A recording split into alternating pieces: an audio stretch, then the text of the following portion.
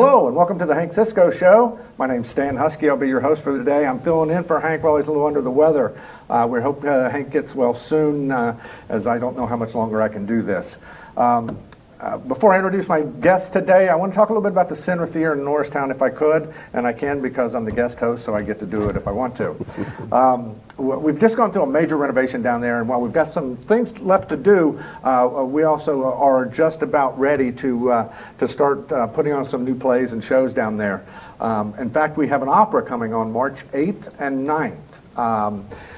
Gounod's Faust, I believe, is the title. And you can check out our website at thecentertheater.com and check out our Facebook page as well, as we'll introduce new shows and things there.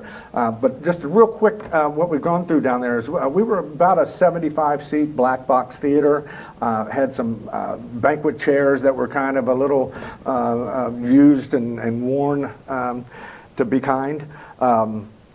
And we've gone now to 120 bolted down real theater seats with cup holders, I want to throw in. So when you get a chance, come down. We'll have a grand reopening at some point, and we're going to invite the entire public, kind of an open house kind of feel, so people can come in and take a look around and see what we've done down there. So there's my free commercial. I hope I don't get charged too much for that. Our guest today is Dr. Siepser. From Siepser Laser Eye Care. Has a couple of offices in the Norristown area, and he's here today to talk to us about something that we were talking about a little bit before we came on the air that I didn't realize is that you can actually make these things go away. So, Dr. Siepser, welcome to the show, and you brought a guest with you as well. Why don't you introduce yourself? Hi, I'm Nick Stasyk, and I am a patient and work with Dr. Siepser. Excellent, excellent. Well, we don't want to steal Dr. Siepser's thunder here, so how can I get rid of these? Well, that's a great question. There have been procedures over the years that would allow us to correct from near and distance. How do you feel about your readers? Do you like them? Well, you know, the first thing is they kind of make you feel older. Like, I'm getting older anyway, so I don't really need any help in that department. So when you feel like you have to go out and you have to pull these glasses out and put them on, you know obviously it's something that makes you feel a little bit older. But oddly enough, I've been wearing these for quite a while. My vision loss, I guess for lack of a better phrase, started years ago, and I've done the graduating thing. You know, I started out with like 1.25s. A lot of people know these as cheaters as well, readers and cheaters. But I started out with the 1.25, and I'm up to like 2.75 magnification now. But they're a pain. That's what it is. And we have a solution for that issue. One of the things, the reason we're here, Stan, is to sort of just get the word out to the public that they don't have to wear readers if they don't like them. Because this procedure is really for people who hate their readers or find them to be just a pain in the neck. Yeah. So one of the things that we've done over the years is used to use monovision. Maybe you've heard of that, where you put one eye at distance and one eye at near. Well, monovision doesn't work that well, really, because you're not using your eyes together. It gets rid of the stereo vision. So I'm a pilot. I've been a pilot all my life, and I'm also a flight surgeon. So we know that pilots can't have monovision because they wouldn't be able to tell where the runway is. They'd lose their stereo vision. So we realized that monovision really doesn't work that well, and people wear contact lenses that are monovision, and they get by, but they lose a lot. Monovision, is that like depth perception? Loss of depth perception. Okay. You have one eye set for distance, one eye for near. Okay. So they don't work together. So one of the things we've used over the years, having done thousands of LASIK procedures, we've learned with the younger patients, up until about 45 and sometimes 50, if we give them a little nearsightedness, they still can read for quite a while. But from like 45 to 65, 70, you really lose your reading, and as those numbers go up, +1, +150, well, the thing that works the best, if you've ever taken your fingers when you're a little fuzzy and you look through that little hole, that's called... My brother actually showed that to me one day. Yeah. Really? We were out, and I didn't have my cheaters with me, and he showed me that little trick, and I was like, that really works. Right. So that's called the pinhole effect. Okay. And actually, if I can help our audience to understand what's going on with the eye, we'll get to what's going on.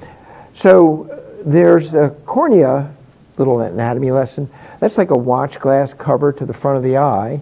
That's the most powerful focusing part of our eye. Behind that, the colored part of our eye is like a diaphragm in a camera and emits more or less light into the eye. And then there's a focusing lens behind that sort of fine-tunes the image. And actually, as we bring things up, this lens focuses for closer. Well, when we get to be about 40 or so, that lens gets a little stiff, like a lot of things, getting up in the morning a little stiff. So the collagen there stiffens up and it can't focus any longer. So we have to get a solution to that. Well, if we look at the eye chart, right, you look at that big E up there, but if you bring it up close, it'd be fuzzy once you're 40 or 45. But if you take your finger and look through it, that's the pinhole effect. The camera inlay, this is actually one of them. I'm going to just hold that for the camera so they can show that. And it's actually a little opaque circle with a very, very small opening in the center, a pinhole. And that's placed in the very front surface of your eye here so that you have this ready pinhole. But most of the time when you're looking in the distance, you sort of look around it, you really don't see it. It only really comes into play when you look at something close. Now, this device takes less than 10 minutes to put in position, has very little downside, but the issue is people, they just don't know about it. Nick, who is a patient educator in our practice, his job is to help patients understand that there's various and sundry opportunities for them to improve their visual lifestyle. People don't know about this. I mean, most people know about LASIK. They don't really know about high-tech cataract surgery, where you have cataract surgery, you don't need glasses afterward. And the camera is virtually unknown. Well, Nick, tell us a little bit about it. So a couple things I'll add is, the one thing is the doctors, other eye doctors don't even know about this. They're not even telling the patients about it. And it's for the person who hates their readers, like Dr. Siepser said. And you mentioned one thing that was very interesting. Typically, the time that you need your readers the most, you forget them.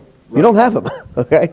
And the old factor, that's a real big deal. Nobody wants to get old. That's why plastic surgery, the industry, is so big, right, that nobody wants to put on readers, but there's a lot of people out there who just don't know. So I had the procedure done about 10 weeks ago, and it's just been amazing. So I'm 47 now, and I started to have trouble reading up close.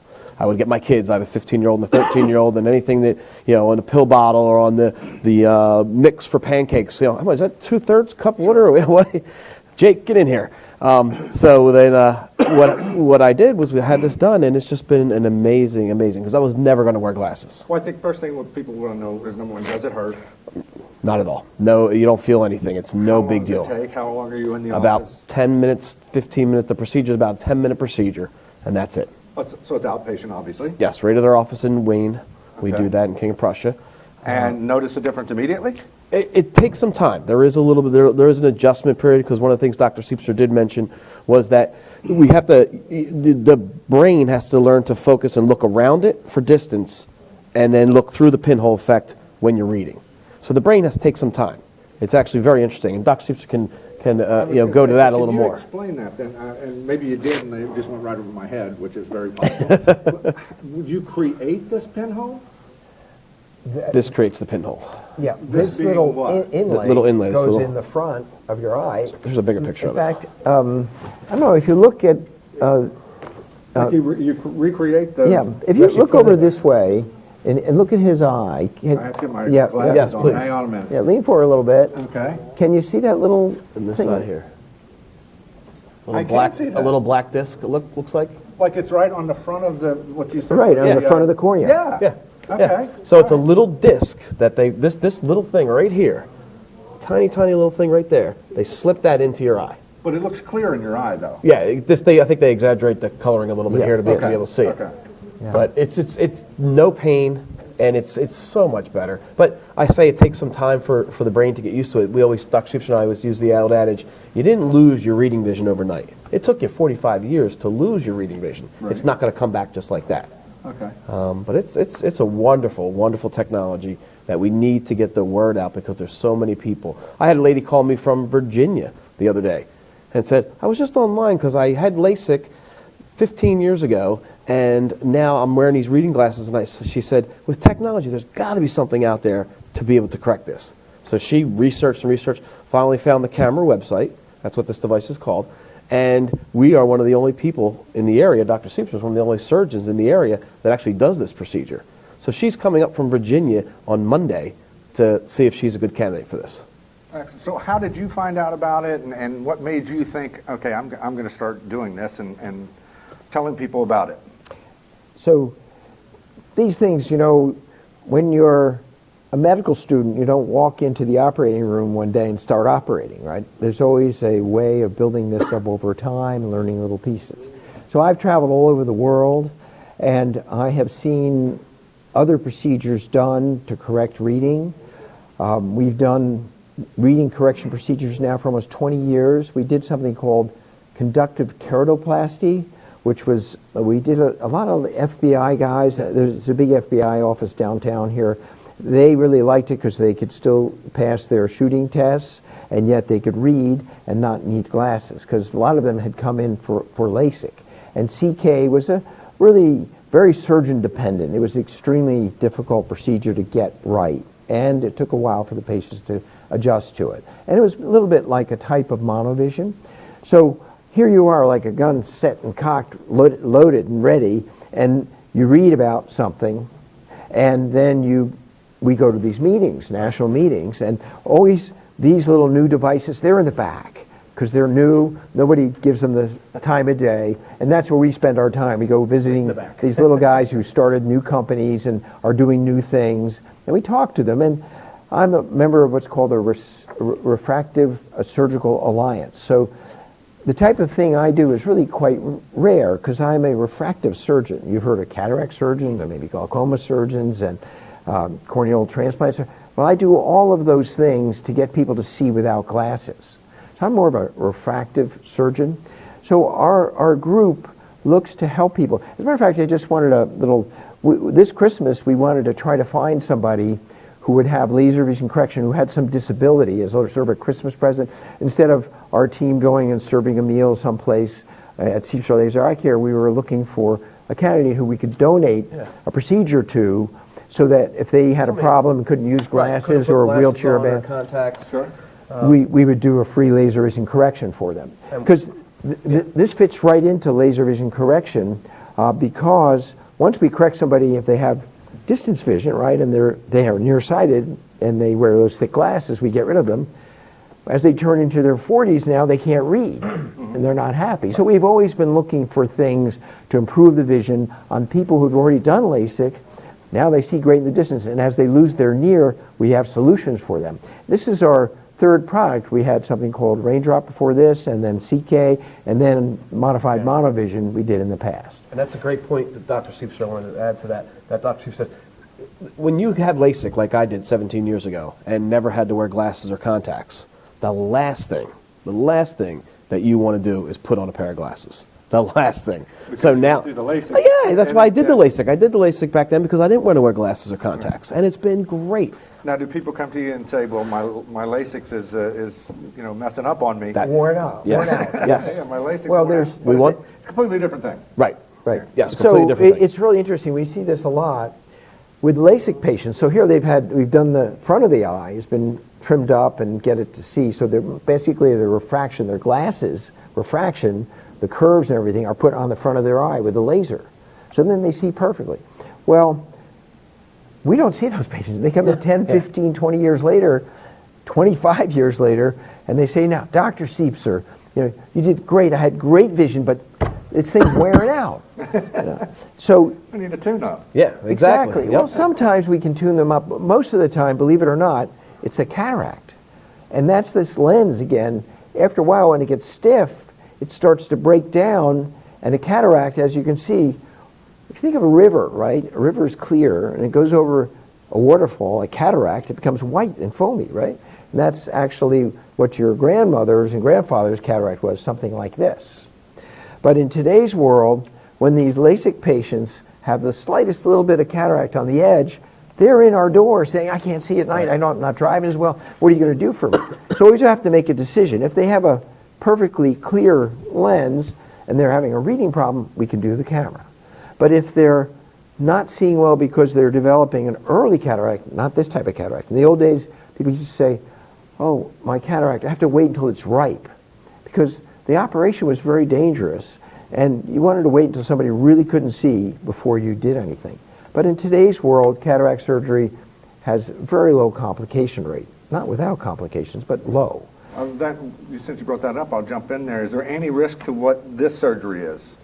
Of course there's a risk to any surgery. Well, okay. We have done, I guess, almost 25,000 LASIK procedures, and we've never had an infection. Our biggest concern for this device is infection and inflammation. And the inflammation would cause a whitening, a scarring over this device. And that has not been seen very much, and quite rare, and if there's a problem, you can always remove this. In fact, in some of the other technologies we've used, we've always sort of figured a way to make things work, even when there's issues. A catastrophic problem would be an infection, but we've never seen one, and that always is my biggest fear. But we use antibiotics and antiseptics, so very careful. That's the best thing about Dr. Siepser, by the way, first of all, is a world-renowned eye surgeon. The other thing is the infection rate. Having a 0% infection rate in our LASIK suite is amazing. Matter of fact, viewers of the show will know Shane Victorino, the Flying Hawaiian. He, back years ago, flew his wife in from Vegas to have the LASIK surgery with Dr. Siepser. And I said, Shane, why did you decide to pick Dr. Siepser? He said, well, he's done some other Phillies executives and flyers and all that stuff. But when I went on your website and saw that there was a 0% infection rate, that's when I knew we were coming to you. Oh, very nice. Yeah, very so. Nice. So you said this is a fairly new procedure. Yes, it is and new. No other doctors in the area are doing it? There's one in New Jersey, and I think that's about it. Yeah. And you asked this question a little bit ago, and I'll answer a little more directly. The reason why Dr. Siepser and why we're doing it over at Siepser Laser Eye Care is Dr. Siepser is an innovator. He has patents and designs, and he's created products. So anything new comes on the market, Dr. Siepser jumps right on it. I mean, he's up to date. Most other doctors are still practicing like they practiced 20 years ago. Right. Okay? They stay in the same rut and they keep going. They just go in the office and keep doing things. Not at Siepser Laser Eye Care. You want the best, latest technology and the best care, Dr. Siepser is going to provide it for you at our office. And I believe you said, maybe it was off camera, I don't think it was on camera, you have 2 locations in the area? Yes, we have an office in Plymouth Meeting. It's on Germantown Pike, 633 Germantown Pike, right opposite the Plymouth Meeting Mall near the Sunoco station. Sure. And I have an office in King of Prussia, right opposite Nordstrom's Rack, actually, the new community there. And that is our main office, but both handle most of these problems. One of the things that I used to say when I was a young surgeon, and somebody would come in and they'd look at me and they go, oh, you look a little young, and I'd say, well, we want a young surgeon because, young surgeons, we know all the latest stuff and we're really good. And they go, really? So now that I'm a senior surgeon, right, I say, well, you really want a young surgeon who knows all the latest stuff, but you want somebody with 30 years of experience. Of actually doing it. Yep. That's me. That's what we have. Well, that leads me into the next, I guess, question or round of questions. Tell us a little bit about yourself. What got you into the eye care business? Did you grow up always? I can't imagine you grew up saying, I want to be an eye doctor. This is a great question and a great answer. Wait till you hear this. So it's really quite interesting. I recently wrote an article in the Chester County Medical Society Journal about my journey to ophthalmology. I was a kid, I was very sort of fix it and do it type kid, and raced go-karts and had a great childhood. And I went to Tufts in Boston, and there I was sort of interested in science and biology, and the head of the biology department got me a National Science Foundation grant. And the grant was to do electron microscopy, which was all new at that time. And they needed somebody who had really good eye-hand coordination because we were working with these minuscule things, and all the time I'm working on a microscope. Well, I did that summer, and then I kept working for her as a part-time working student, and I did that all through medical school, always looking through microscopes and doing these microscopic things. Well, when I got done with medical school, I'd always loved kids, so I wanted to be a pediatrician.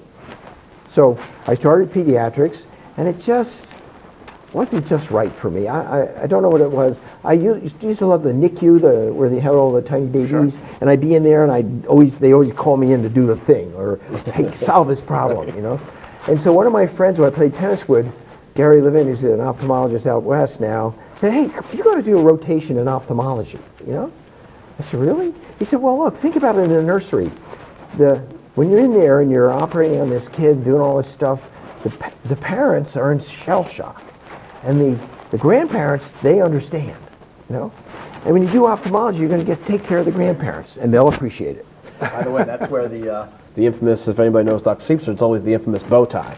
That's where he started wearing the bow tie. Tell them that story. That's a great story. Because, you know, little boy babies, you take off their diapers and they get my tie, and I didn't have a lot of money. A $25 tie was not going to happen. So I started wearing bow ties because they'd miss, and I could always clean the shirt. You know? So they weren't grabbing a hold of your regular tie. Oh, they would do everything. Yeah. They wet it at points, I heard. So as I started in ophthalmology, it was sort of so I liked just giving out glasses and checking all these. And so one of my first cataract surgeries, back then we used to use loupes, and we'd shell out the cataracts. Pretty primitive operation. This is last century.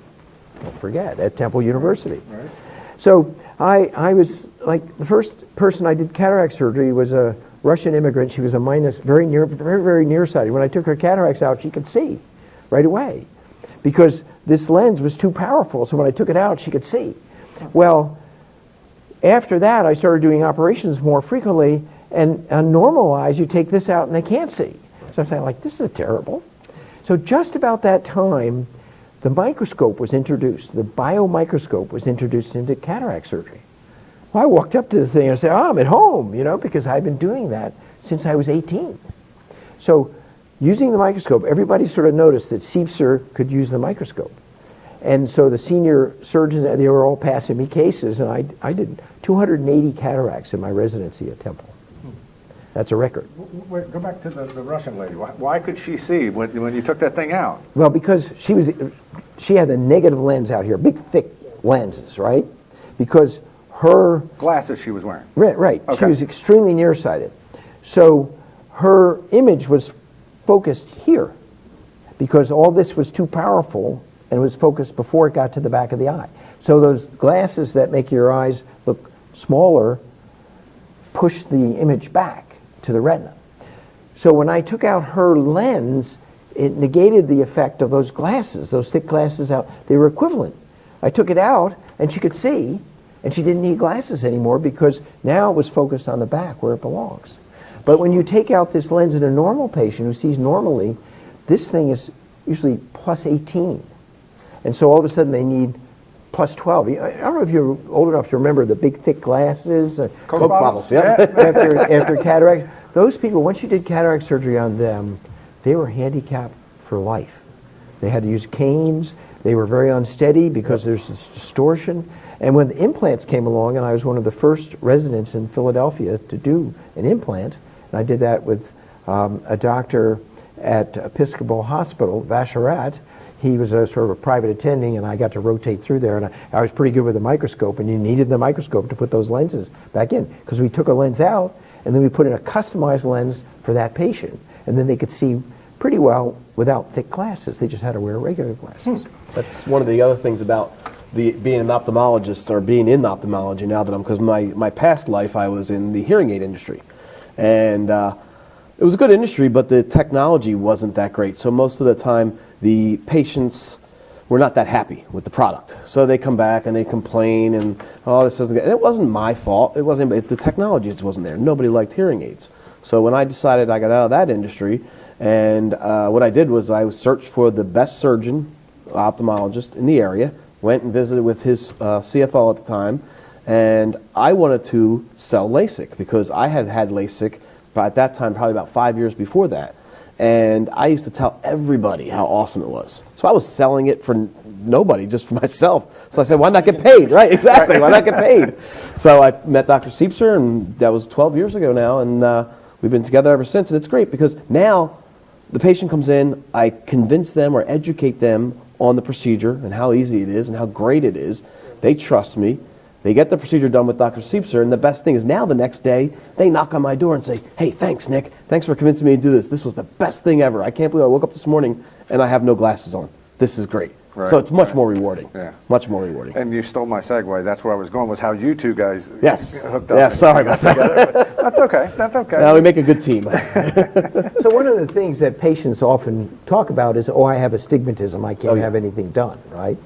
So astigmatism is, instead of the eye being a nice sphere like that, it's a little bit more football shaped. Well, with a laser, what the laser does is it can sculpt off these edges and make it like a sphere. We're like a basketball instead of a football. Okay. And that basketball is round and perfect. So really, one of the best things we can do is correct astigmatism. It's the easiest thing, and it gives us the biggest reward, because people who have astigmatism can't see in the distance, they can't see anything. So you correct that, and you got a home run. Yeah, and then we can add it, mix and match. If they have cataracts, we can correct their astigmatism with their cataract surgery, get them to see after cataract surgery, no glasses, distance and near. Our goal, our mission, is to help people improve their lifestyle and have their eyes just be there. Not have to rely on any prosthetic devices, glasses, or contacts. Just enjoy life and forget about your eyes. Yep. That's a big thing. One thing, the astigmatism. I don't know how many times I'm out and about talking to people. I tell them what I do for a living. Oh, I can't get LASIK. I have astigmatism. It's so untrue. If you have an astigmatism, come see us. We will take care of it. It's very easy. So basically, you just take care of that, and then you can do the LASIK. Well, we take care of it, but At the via the same time? LASIK. Via the LASIK. The Oh, LASIK okay. take care of it because Okay. the LASIK's reshaping that cornea. So we're taking that cornea that looks like a football and changing it to like a basketball. Well, what is the, like, if people say that all the time, what is like the most common problem with the eye? What you know, I know there's nearsighted, farsightedness. Nearsightedness is the most common. About almost 50% of the population of the world has nearsightedness. And that means that you can't see things far away. Correct. You can see close, you cannot see in the distance.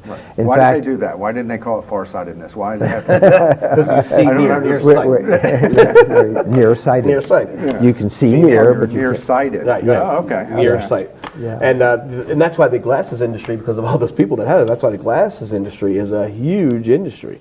Huge industry. I don't know, you have a good statistic on that. Now glasses and contacts, that business, if you look at it from a businessman standpoint, and I spent a little time at Wharton, so that taught me a lot about how to look at things in a macro way. It's about a $100 billion business. In other words, selling glasses, contacts, and everything. And they're spending somewhere around $12 billion a year advertising it. So, all right, think of the investment, the infrastructure, everything they're doing to sell this $100 billion product. And Luxottica controls the market. There's Johnson & Johnson, B&L. Law. They don't want people to know about this. Our entire industry spends maybe $25 million a year. That's all of us as individuals. And that's why we formed this Refractive Surgical Alliance for all us to lean on each other and help get the word out. Because when a company like Shire, like Restasis, when they introduce a drug like that, they spent $500 million on that one product. Through research and development and No, bringing it to market. just advertising. Just on when advertising. they launch it. I wonder how much the research and development was to Exactly. get it there. Oh, You've yeah. probably seen, I don't know if have you seen the commercial for Stasis? They're all over the place. I think that's the only commercial I see. Or Exactly, there you go. Yeah, that young lady is an ophthalmologist, by the way. She's a friend of mine, and she had LASIK, by the way. So you said something a little earlier kind of interested me, and I think I'm kind of the same way that you guys, when you go to these trade shows, you're always kind of looking in the back to see what's going on back there. And so you come up with this, and you're just kind of trying to get it out there and introduce it and get it going.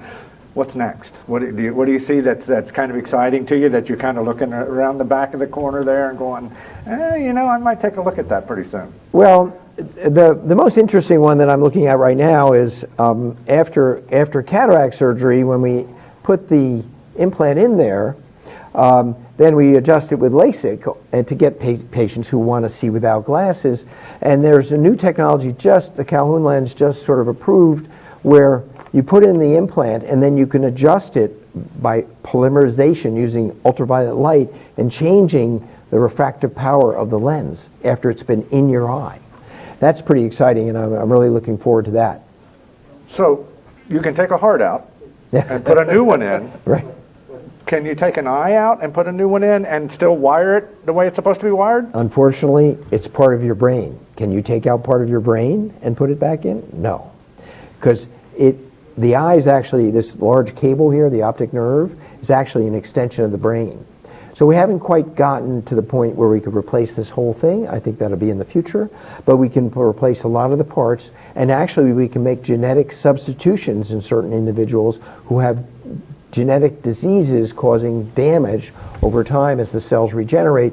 They have these vectors, a virus they send in there with a different type of RNA to change the transmission of that disease. Well, I find that fascinating. That's unbelievable.